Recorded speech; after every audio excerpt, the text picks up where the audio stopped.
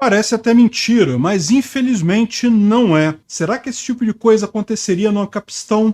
Esse é o Visão Libertária, sua fonte de informações descentralizadas e distribuídas. O caso em questão aconteceu no município de Governador Valadares, em Minas Gerais. Uma mulher de 30 anos acionou a polícia militar para que ela mesma fosse presa por tráfico de drogas. A sua intenção, segundo o que ela própria relatou à polícia, era conseguir ser presa para que seus filhos pudessem receber o chamado auxílio reclusão. Para isso, ela fez um empréstimo e comprou uma quantidade de entorpecentes, ligando em seguida para a polícia para informar o seu próprio endereço. Essa atitude drástica foi tomada em função da situação de pobreza em que a mulher e seus filhos vivem. Ao tomar conhecimento da possibilidade de receber o auxílio reclusão, a mulher tomou essa decisão desesperada, na expectativa de conseguir garantir uma fonte de renda para seus filhos. A polícia chegou de fato ao local e ouviu a história da própria mulher, que entregou as drogas voluntariamente para os policiais. Em seguida, ela foi levada à delegacia de polícia civil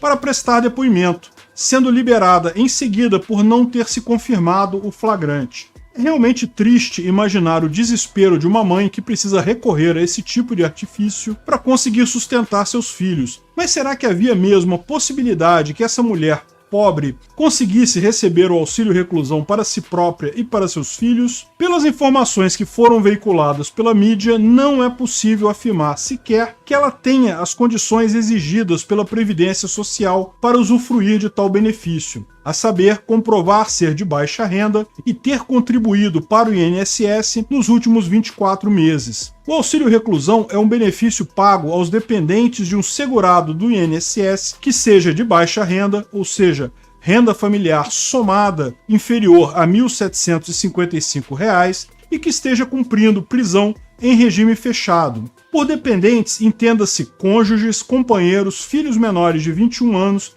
irmãos, entre outros que possam ser classificados dessa forma. O valor pago a título de auxílio reclusão é equivalente a um salário mínimo, atualmente R$ 1.302, e o pagamento é feito enquanto durar a prisão em regime fechado do segurado. É claro que esse valor não representa uma quantia substancial, ainda mais em se tratando do sustento de crianças pequenas. Isso leva a crer que a situação dessa família desestruturada era tão precária que mesmo a possibilidade de recebimento de um salário mínimo por mês fez com que a mãe se sujeitasse a passar um tempo na prisão. Diante desse tipo de situação, algumas perguntas ficam. De quem é a culpa nesse caso? Como uma família pode chegar a tal nível de pobreza e, principalmente, como evitar que esse tipo de coisa aconteça? Bem, como sempre, o Estado é a causa principal desse tipo de situação lamentável.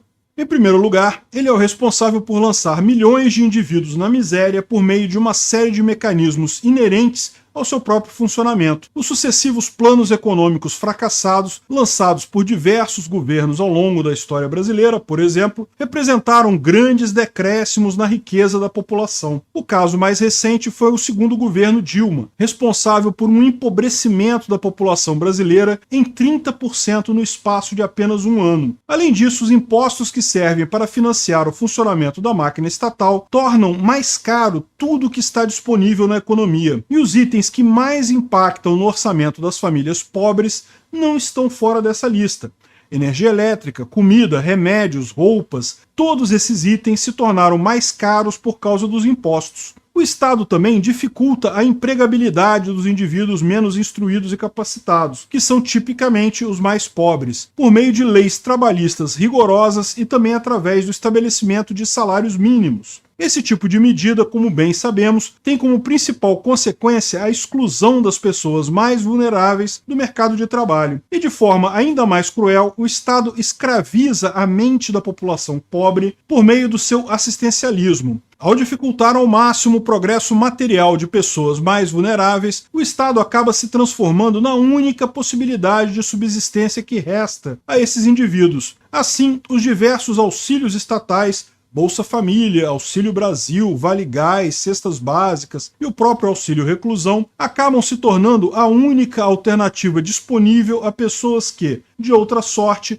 poderiam lutar pelo próprio sustento e o próprio desenvolvimento. Tornadas dependentes do Estado, essas pessoas se transformaram em um fator de legitimação da existência do próprio Estado. Afinal de contas, se ele não existisse, quem cuidaria dos pobres, não é mesmo? Mas se é o Estado, que é o grande causador da miséria que se observa hoje em nossa sociedade, esse tipo de situação não aconteceria numa sociedade plenamente livre, onde não exista um Estado, ou seja, um ancapistão? Bem, não podemos afirmar que a pobreza deixaria de existir em algum momento. Porém, a tendência é que ela deixasse de ser um problema crônico para populações inteiras, para se tornar um problema mais pontual para algumas famílias acometidas por determinada condição momentânea. Doença, desemprego, nascimento de um filho com necessidades especiais, todos esses acontecimentos poderiam fazer sim com que algumas famílias acabassem por não conseguir se sustentar. Nesses casos, o mais provável é que a caridade viria em socorro dos mais necessitados. Afinal de contas, essa sempre foi a resposta que a humanidade deu para suas próprias mazelas. As pessoas são naturalmente caridosas, isso faz parte do nosso ser, da nossa essência. Ao longo da história, a filantropia de pessoas mais abastadas garantiu a existência de hospitais, asilos, orfanatos e tantos outros locais de socorro aos mais necessitados. Numa sociedade livre, carências temporárias seriam socorridas pela caridade dos indivíduos.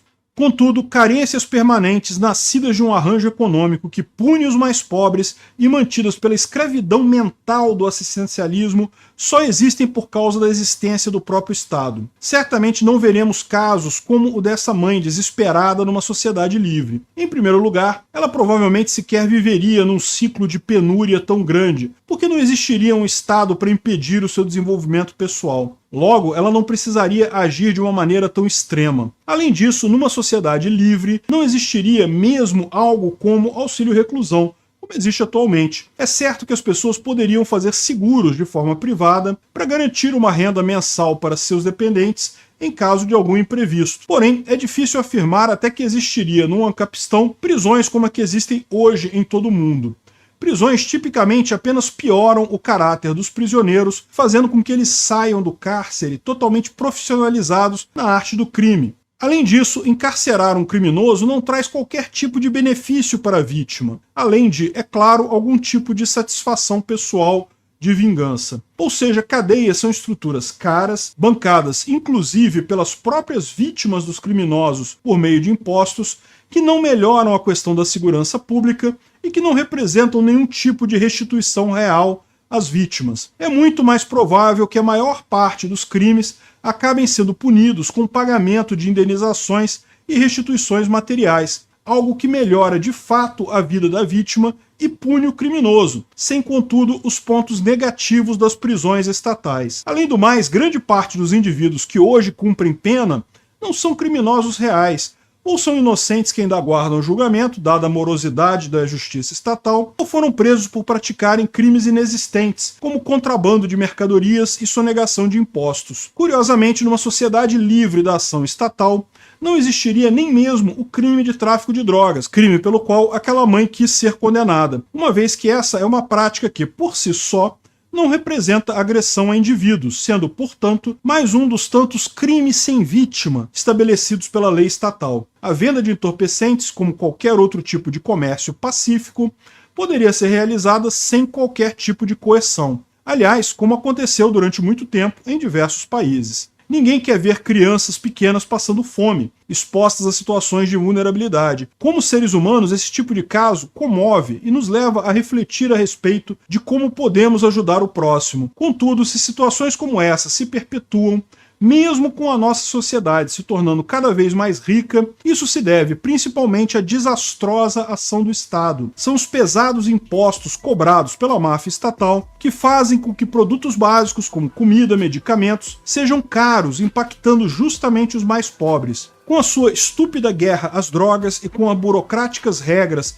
de reconhecimento de propriedade, o Estado empurra famílias de comunidades carentes para a margem da lei e da proteção jurídica. E com suas bolsas e esmolas, o Estado escraviza a mente da população mais vulnerável que acredita residir justamente no seu carrasco a salvação para sua vida. Como nos diz aquele velho ditado libertário, o Estado quebra sua perna e depois te dá uma muleta. A miséria foi a regra geral durante quase a totalidade da história humana. Porém, a inventividade humana foi capaz de promover um avanço tecnológico e social sem precedente nos últimos 200 anos. O progresso da humanidade já poderia ter resolvido a miséria em escala global, não fosse o Estado atrapalhando esse progresso de todas as formas possíveis. Para o Estado, não é interessante que as pessoas enriqueçam e prosperem, porque isso lhes daria o desejo de liberdade. Para o Estado, é interessante apenas que as pessoas sejam tão pobres, tão carentes, tão dependentes do assistencialismo, que mães desesperadas sejam capazes de forjar sua própria prisão apenas para receber um mísero benefício estatal para sustentar seus filhos. Obrigado por sua audiência. Esse artigo foi sugerido e escrito por Quinta Essência, revisado por Donda e narrado por mim, Peter Turguniev. Se você gostou desse vídeo, clique no ícone de curtir abaixo e compartilhe o vídeo em sua rede social. Se você deseja ser notificado de novos vídeos, clique em se inscrever e depois no ícone da campainha. Até a próxima!